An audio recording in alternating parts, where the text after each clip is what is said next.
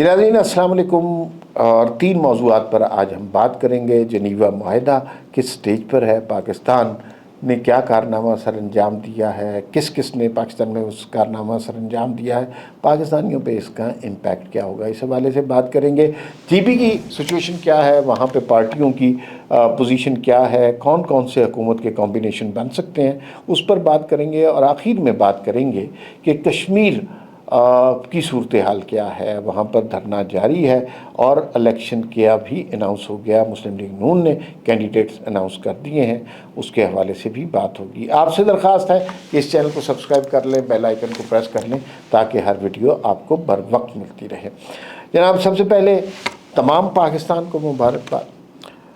पाकिस्तान अज़्म आली शान बन चुका हुआ है और इस कदर बड़ी कामयाबी है जो कुछ अर्सा पहले ख्वाब लगती थी। हमने सोचा भी नहीं था कि पाकिस्तान ऐसी कामयाबी हासिल करेगा। आप ख़ुद सोच लीजिए कि बनियानुल मरसूस से पहले पाकिस्तान की क्या पोजीशन थी।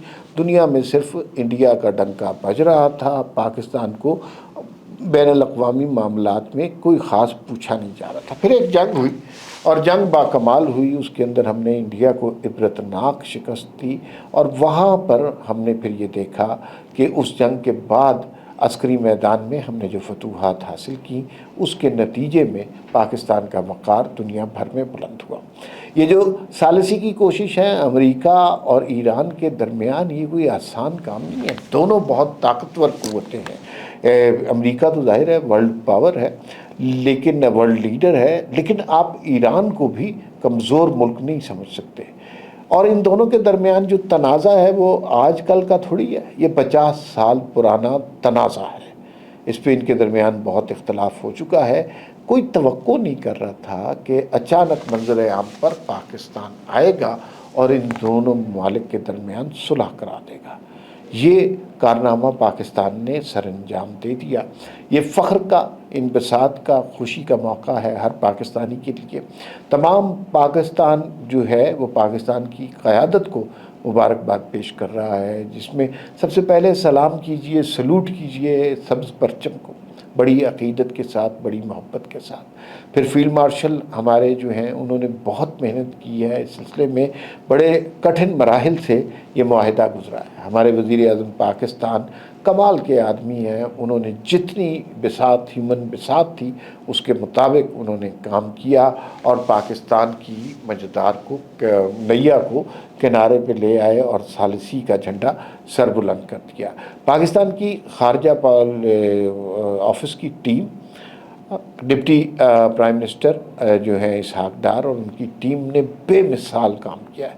उन्होंने सबसे कमाल ये किया है, ख़बरों के हवाले से चीज़ों को सेंसेशनलाइज नहीं किया।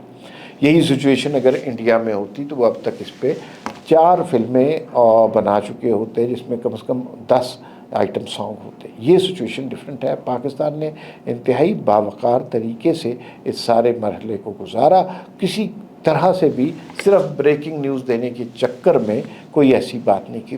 तो ये बहुत ज़बरदस्त कारनामा है पाकिस्तान का और इसमें हर पाकिस्तानी मुबारकबाद का मुस्तहिक है। हर पाकिस्तानी जो है वो निशान अज़्म आली शान है और इस पर हमें खुदा का शुक्र अदा करना चाहिए। पाकिस्तान में खुशी की कैफियत है, लेकिन इंडिया में सफ़े मातम बिछी हुई है। इंडियन चैनल्स को किसी तरह समझ नहीं आ रही कि वो किस तरह पाकिस्तान की इस कामयाबी से मुँह चुराएं। आपको पता है वो प्रोपेगेंडा के मास्टर हैं, प्रोपेगेंडा कर लेते हैं और कह देते हैं कि नहीं नहीं, ये जैसे जंग के बारे में उन्होंने कहा कि नहीं जंग तो इंडिया जीत गया। मसला तो तब हो गया, अब डोनाल्ड ट्रंप हर दूसरे दिन कहे कि भाई 7 तैयारे गिराए हैं पाकिस्तान ने, इंडिया को शिकस्त हुई है। ये वो स्टेटमेंट है अमेरिकन प्रेसिडेंट की जो छुपाई नहीं छुप सकती।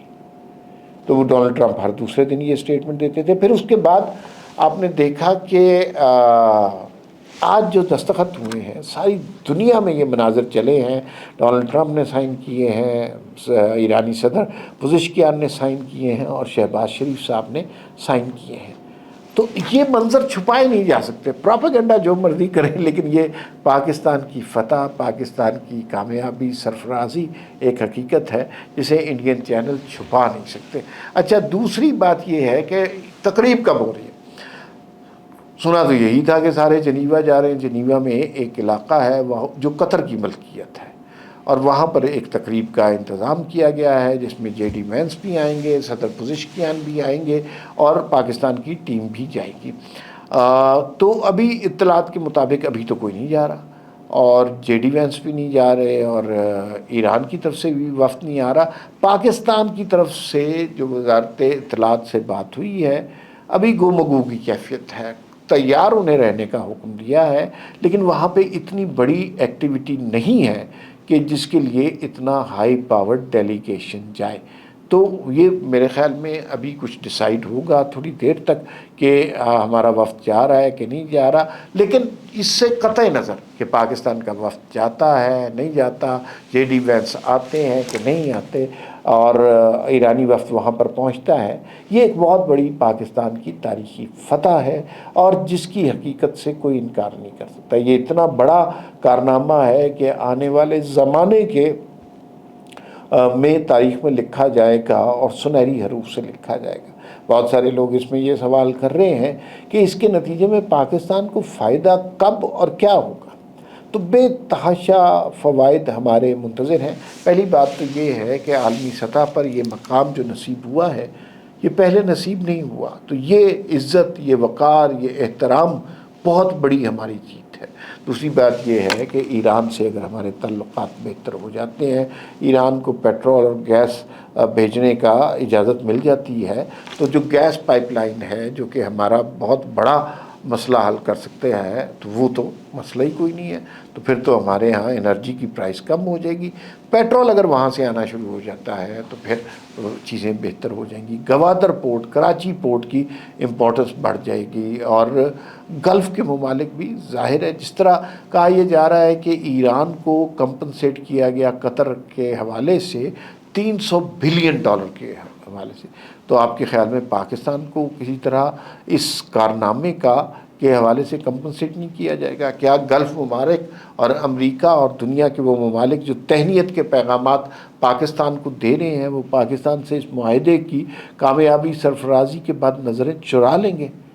ایسا ممکن نہیں ہے، نہ تاریخ میں کبھی ایسا ہوا ہے، نہ ایسا ہونے کا امکان ہے۔ پاکستان کے سامنے اب ایک بہت ہی تابناک، روشن مستقبل ہے، اور یہ پاکستان کو بہت بڑی اپرچونٹی ملی ہے۔ پاکستان کو پہلی اپرچونٹی ملی جب ہم نے بنیان المرصوص والی مارکہ حق جیتا اور اس کو کیپٹلائز کیا۔ پاکستان نے بہت اچھے طریقے سے اس کو بلڈ اپ کیا۔ اب دوسری اپرچونٹی یہ ہے، تو خدا دعا کریں کہ پاکستان یہ اپرچونٹی لوز نہ کرے۔ ماضی میں ہمیں کچھ ایسے مقامات نصیب ہوئے جن کو ہم بہتر طریقے سے اپنے ملک کے مفاد کے لیے بہتر گورننس کے ساتھ، بہتر پالیسی کے ساتھ استعمال کرتے تو وہ چیزیں بہتر ہو جاتی ہیں، لیکن بدقسمتی سے ہم نے وہ مواقع گنوا دیے ہیں اور وہ مواقع دوبارہ نہیں آتے۔ یہ خوش قسمتی ہے پاکستان کی، اللہ تعالیٰ نے ہمیں یہ موقع دیا ہے کہ ہمیں یہ اپرچونٹی ایک دفعہ پھر مل گئی ہے، تو اب اللہ تعالیٰ ہمیں اس موقع پر سرفراز کرے۔ اب ذرا بات کر لیتے ہیں جی بی کے الیکشن کی۔ جی بی کے الیکشن کی بڑی دلچسپ صورتحال ہے۔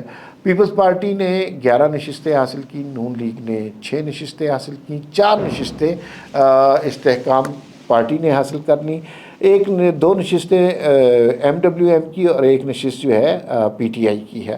اس میں سے حکومت کون بنائے گا؟ یاد رکھیں حکومت وہ بنائے گا جس کے پاس 13 نشستیں ہو جائیں گی، سادہ اکثریت اس کے پاس ہو جاتی ہے۔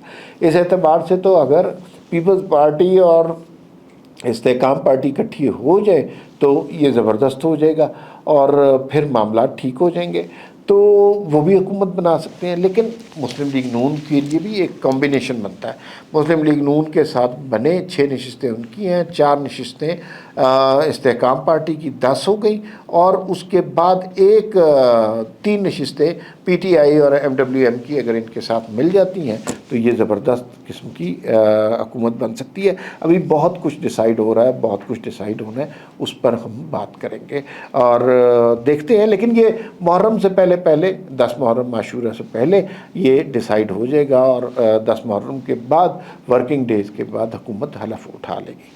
کشمیر کی صورتحال خطرناک ہے، وہاں حالات گڑبڑ ہیں، لیکن مسلم لیگ نون نے پولیٹیکل ایکٹیویٹی جاری رکھنے کا اعلان کیا, نواز شریف صاحب نے آج ٹکٹیں جاری کر دی. اس میں مشتاق منہاس کا نام ہے جو کہ متوقع طور پر کشمیر کے اگلے وزیر اعظم ہو سکتے ہیں. راولہ کوٹ میں پولیٹیکل ایکٹیویٹی شروع نہیں ہوئی, مظفر آباد میں شروع ہو گئی ہے. راولہ کوٹ میں دھرنا جاری ہے. دھرنے والے شام کو وہاں آتے ہیں, وہاں آ کر خواتین اور بچوں کو سامنے رکھتے ہیں. پیچھے جو لوگ ہیں وہ اس میں مسلح لوگ بھی موجود ہیں. آج ایک آڈیو بھی لیک ہوئی جس میں لوگوں کو کاروبار بند کرنے کی ترغیب بھی دی جا رہی ہے, ڈرایا بھی جا رہا ہے اور ایسے کاموں پر مجبور بھی کیا جا رہا ہے کہ جو انہیں نہیں کرنے چاہیے. تو یہ فساد والے لوگ ہر جگہ موجود ہوتے ہیں. مجھے یوں لگتا ہے کہ حکومت اور ریاست ہر ممکن کوشش کر رہی ہے ایکشن نہ کرنا پڑے, لیکن ایک سٹیج پر ایکشن کے علاوہ کوئی حل نہیں رہ جائے گا. اور یہ ویکنڈ کے اوپر اس کے امکانات زیادہ ہیں. پہلے تو کوشش کی جا رہی ہے ان لوگوں کو تھکا دیا جائے, لیکن اگر اس کے باوجود بھی وہ باز نہیں آتے تو ایکشن ناگزیر ہو جائے گا. لیکن ایکشن وقتی ہوگا, اصل حل جو ہے وہ الیکشن کے بعد نکلے گا کہ اگر لوگوں کی ریپرزنٹیٹیو گورنمنٹ آ جاتی ہے. فی الوقت اتنا ہی, پھر ملاقات ہوگی. اللہ حافظ.